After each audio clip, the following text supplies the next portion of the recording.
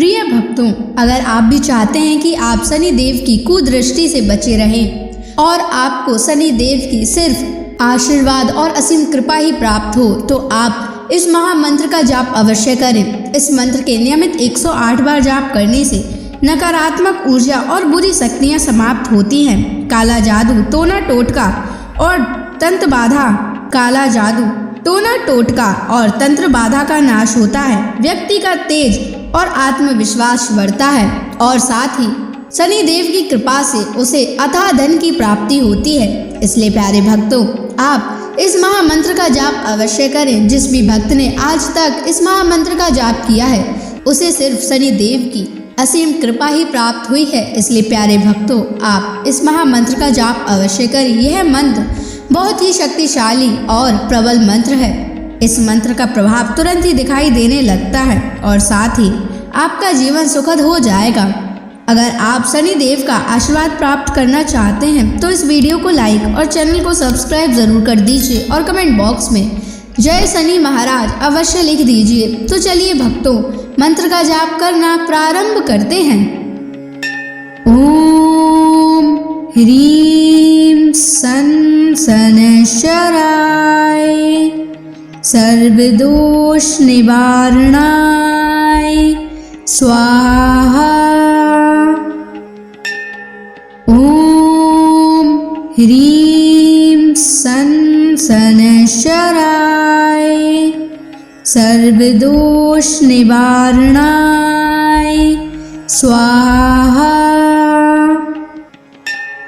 ओम ह्रीं सन शनैश्चराय सर्वदोष निवारणाय स्वाहा। ओम ह्रीं सन शनैश्चराय सर्वदोष निवारणाय स्वाहा। ओम ह्रीं सन शनैश्चराय सर्वदोष निवारणाय स्वाहा। ओम ह्रीं सन शनैश्चराय सर्वदोष निवारणाय स्वाहा। ओम ह्रीं सन शनैश्चराय सर्वदोष निवारणाय स्वाहा। ओम ह्रीं सन शनैश्चराय सर्वदोष निवारणाय स्वाहा। ओम ह्रीं सन शनैश्चराय सर्वदोष निवारणाय स्वाहा। ओम ह्रीं सन शनैश्चराय सर्वदोष निवारणाय स्वाहा। ओम ह्रीं सन शनैश्चराय सर्वदोष निवारणाय स्वाहा। ओम ह्रीं सन शनैश्चराय सर्वदोष निवारणाय स्वाहा। ओम ह्रीं सन शनैश्चराय सर्वदोष निवारणाय स्वाहा। ओम ह्रीं सन शनैश्चराय सर्वदोष निवारणाय स्वाहा। ॐ ह्रीं सन् शनैश्चराय सर्वदोषनिवारणाय स्वाहा। ॐ ह्रीं सन् शनैश्चराय सर्वदोषनिवारणाय स्वाहा। ॐ ह्रीं सन् शनैश्चराय सर्वदोषनिवारणाय स्वाहा। ॐ ह्रीं सन् शनैश्चराय सर्वदोषनिवारणाय स्वाहा। ॐ ह्रीं सन् शनैश्चराय सर्वदोषनिवारणाय स्वाहा। ॐ ह्रीं सन् शनैश्चराय सर्वदोषनिवारणाय स्वाहा। ॐ ह्रीं सन् शनैश्चराय सर्वदोषनिवारणाय स्वाहा। ॐ ह्रीं सन् शनैश्चराय सर्वदोषनिवारणाय स्वाहा। ॐ ह्रीं सन् शनैश्चराय सर्वदोषनिवारणाय स्वाहा। ॐ ह्रीं सन् शनैश्चराय सर्वदोषनिवारणाय स्वाहा। ॐ ह्रीं सन् शनैश्चराय सर्वदोषनिवारणाय स्वाहा। ॐ ह्रीं सन् शनैश्चराय सर्वदोषनिवारणाय स्वाहा। ॐ ह्रीं सन् शनैश्चराय सर्वदोषनिवारणाय स्वाहा। ॐ ह्रीं सन् शनैश्चराय सर्वदोषनिवारणाय स्वाहा। ॐ ह्रीं सन् शनैश्चराय सर्वदोषनिवारणाय स्वाहा। ॐ ह्रीं सन् शनैश्चराय सर्वदोषनिवारणाय स्वाहा। ॐ ह्रीं सन् शनैश्चराय सर्वदोषनिवारणाय स्वाहा। ॐ ह्रीं सन् शनैश्चराय सर्वदोषनिवारणाय स्वाहा। ॐ ह्रीं सन् सनशराय सर्वदोष निवारणाय स्वाहा। ॐ ह्रीं सनशराय सर्वदोष निवारणाय स्वाहा। ॐ ह्रीं सनशराय सर्वदोष निवारणाय स्वाहा। ॐ ह्रीं सनशराय सर्वदोष निवारणाय स्वाहा। ॐ ह्रीं सनशराय सर्वदोष निवारणाय स्वाहा। ॐ ह्रीं सनशराय सर्वदोष निवारणाय स्वाहा। ॐ ह्रीं सनशराय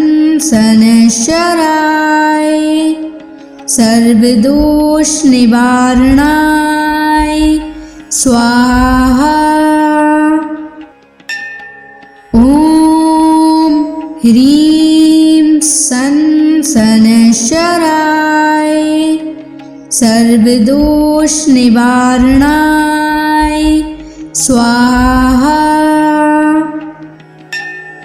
ॐ ह्रीं सनशराय सर्वदोष निवारणाय स्वाहा।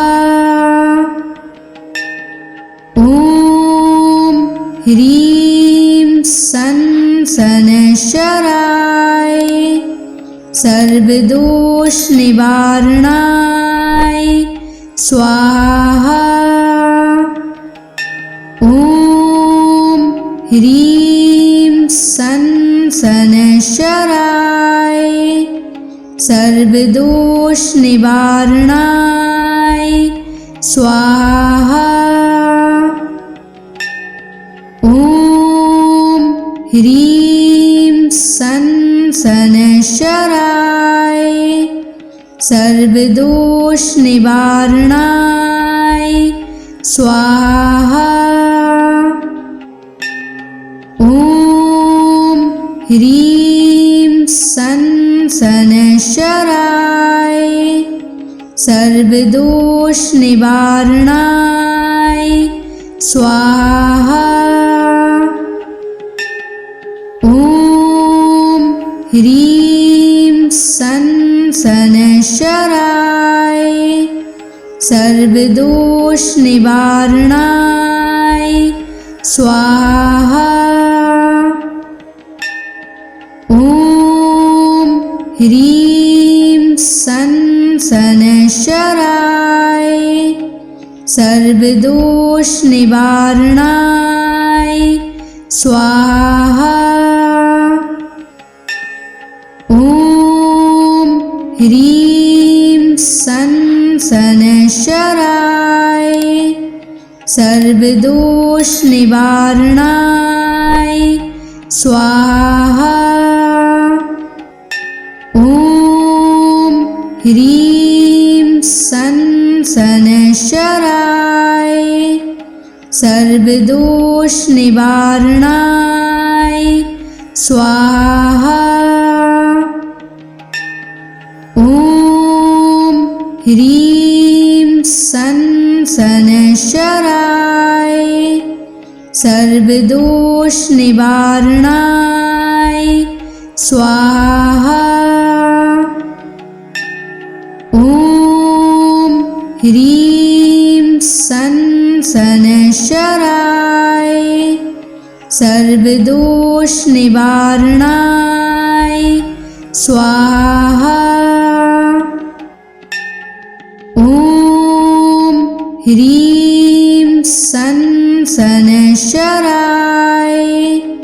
सर्वदोष निवारणाय स्वाहा।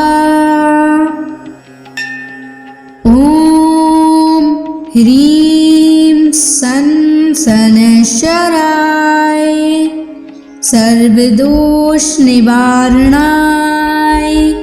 स्वाहा।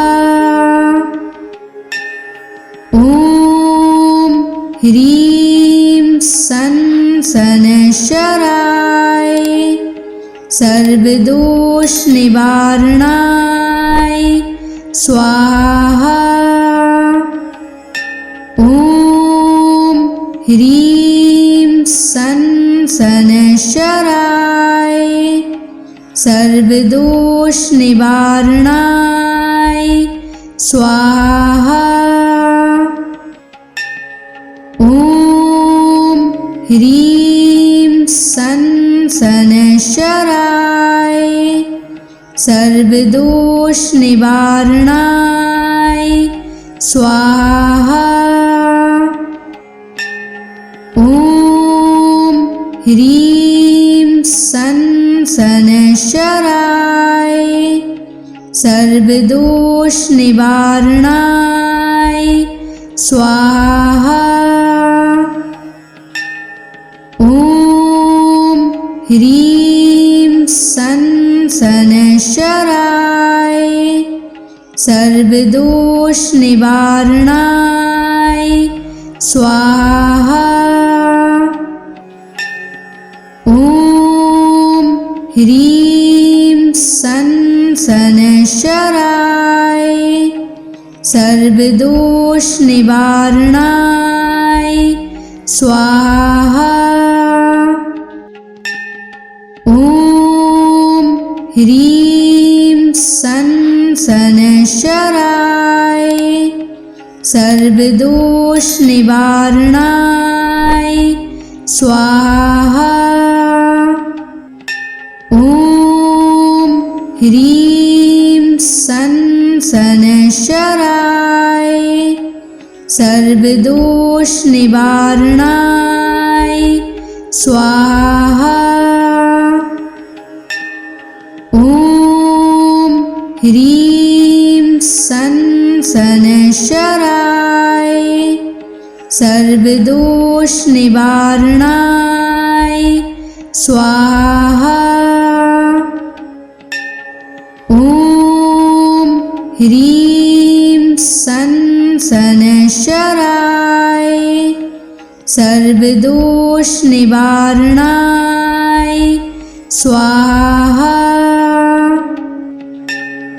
ॐ ह्रीं सन शनैश्चराय सर्वदोष निवारणाय स्वाहा। ॐ ह्रीं सन शनैश्चराय सर्वदोष निवारणाय स्वाहा। ॐ ह्रीं सन शनैश्चराय सर्वदोष निवारणाय स्वाहा। ॐ ह्रीं सन शनैश्चराय सर्वदोष निवारणाय स्वाहा। ॐ ह्रीं सन शनैश्चराय सर्वदोष निवारणाय स्वाहा। ॐ ह्रीं सन शनैश्चराय सर्वदोष निवारणाय स्वाहा। ॐ ह्रीं सन शनैश्चराय सर्वदोष निवारणाय स्वाहा। ॐ ह्रीं सन् शनैश्चराय सर्वदोषनिवारणाय स्वाहा। ॐ ह्रीं सन् शनैश्चराय सर्वदोषनिवारणाय स्वाहा। ॐ ह्रीं सन् शनैश्चराय सर्वदोषनिवारणाय स्वाहा। ॐ ह्रीं सन् शनैश्चराय सर्वदोषनिवारणाय स्वाहा। ॐ ह्रीं सन् शनैश्चराय सर्वदोषनिवारणाय स्वाहा। ॐ ह्रीं सन् शनैश्चराय सर्वदोषनिवारणाय स्वाहा। ॐ ह्रीं सन् शनैश्चराय सर्वदोषनिवारणाय स्वाहा। ॐ ह्रीं सन् शनैश्चराय सर्वदोषनिवारणाय स्वाहा। ॐ ह्रीं सन् शनैश्चराय सर्वदोषनिवारणाय स्वाहा। ॐ ह्रीं सन् शनैश्चराय सर्वदोषनिवारणाय स्वाहा। ॐ ह्रीं सन् शनैश्चराय सर्वदोषनिवारणाय स्वाहा। ॐ ह्रीं सन् शनैश्चराय सर्वदोषनिवारणाय स्वाहा। ॐ ह्रीं सन् शनैश्चराय सर्वदोषनिवारणाय स्वाहा। ॐ ह्रीं सन् शनैश्चराय सर्वदोषनिवारणाय स्वाहा। ॐ ह्रीं सन् शनैश्चराय सर्वदोषनिवारणाय स्वाहा। ॐ ह्रीं सन् शनैश्चराय सर्वदोषनिवारणाय स्वाहा। ॐ ह्रीं सन् शनैश्चराय सर्वदोषनिवारणाय स्वाहा। ॐ ह्रीं सन् शनैश्चराय सर्वदोषनिवारणाय स्वाहा। ॐ ह्रीं सन् शनैश्चराय सर्वदोष निवारणाय स्वाहा। ॐ ह्रीं सं शनैश्चराय सर्वदोष निवारणाय स्वाहा। ॐ ह्रीं सं शनैश्चराय सर्वदोष निवारणाय स्वाहा। ॐ ह्रीं सं शनैश्चराय सर्वदोष निवारणाय स्वाहा। ॐ ह्रीं सं शनैश्चराय सर्वदोष निवारणाय स्वाहा। ॐ ह्रीं सं शनैश्चराय सर्वदोष निवारणाय स्वाहा। ॐ ह्रीं सं शनैश्चराय सर्वदोष निवारणाय स्वाहा। ॐ ह्रीं सं शनैश्चराय सर्वदोष निवारणाय स्वाहा। ॐ ह्रीं सं शनैश्चराय सर्वदोष निवारणाय स्वाहा।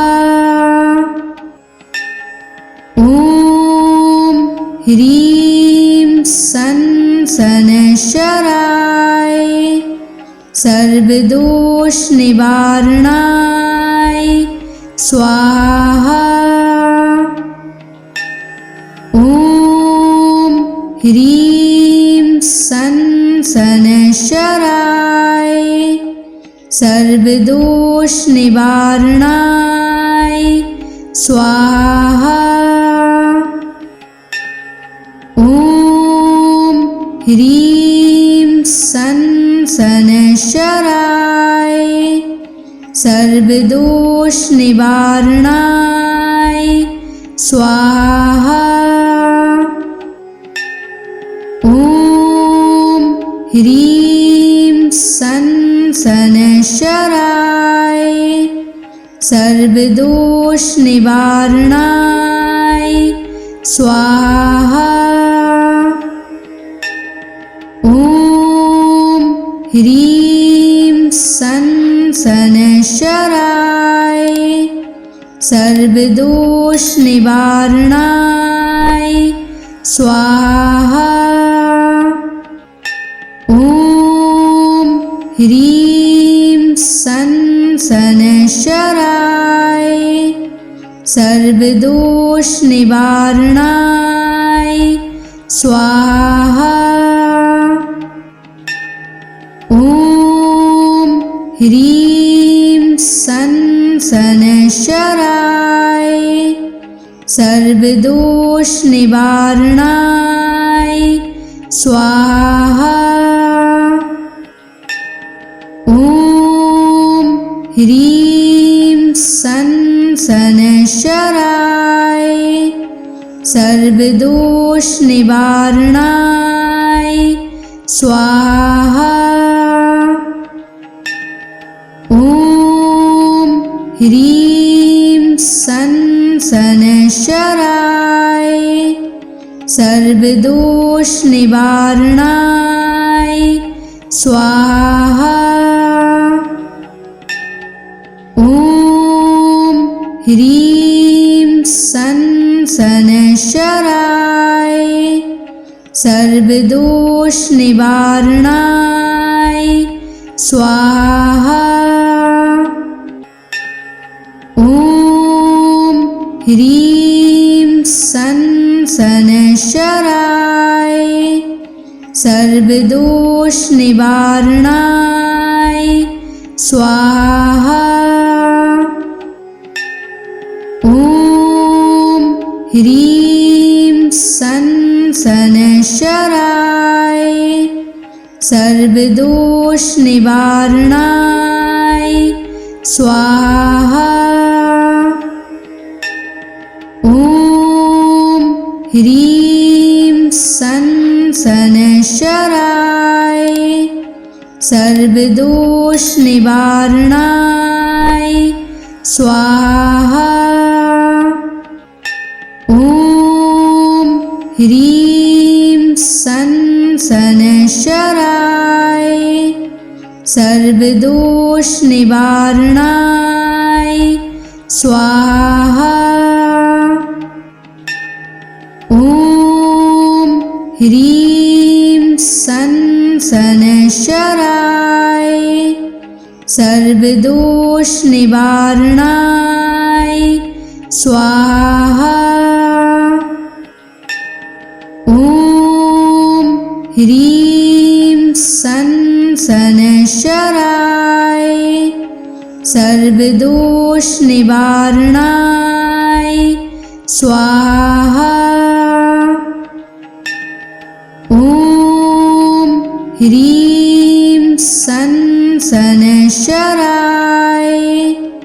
सर्वदोष निवारणाय स्वाहा। ॐ ह्रीं सन शनैश्चराय सर्वदोष निवारणाय स्वाहा। ॐ ह्रीं सन शनैश्चराय सर्वदोष निवारणाय स्वाहा। ॐ ह्रीं सन शनैश्चराय सर्वदोष निवारणाय स्वाहा। ॐ ह्रीं सन शनैश्चराय सर्वदोष निवारणाय स्वाहा। ॐ ह्रीं सन शनैश्चराय सर्वदोष निवारणाय स्वाहा। ॐ ह्रीं सन शनैश्चराय सर्वदोष निवारणाय स्वाहा। ॐ ह्रीं सन शनैश्चराय सर्वदोष निवारणाय स्वाहा। ॐ ह्रीं सन शनैश्चराय सर्वदोष निवारणाय स्वाहा। ॐ ह्रीं सन शनैश्चराय सर्वदोष निवारणाय स्वाहा। ॐ ह्रीं सन शनैश्चराय सर्वदोष निवारणाय स्वाहा। ॐ ह्रीं सन शनैश्चराय सर्वदोष निवारणाय स्वाहा। ॐ ह्रीं सन शनैश्चराय सर्वदोष निवारणाय स्वाहा। ॐ ह्रीं सं शनैश्चराय सर्वदोष निवारणाय स्वाहा। ॐ ह्रीं सं शनैश्चराय सर्वदोष निवारणाय स्वाहा। ॐ ह्रीं सं शनैश्चराय सर्वदोष निवारणाय स्वाहा। ॐ ह्रीं सं शनैश्चराय सर्वदोष निवारणाय स्वाहा। ॐ ह्रीं सं शनैश्चराय सर्वदोष निवारणाय स्वाहा। ॐ ह्रीं सं शनैश्चराय सर्वदोष निवारणाय स्वाहा।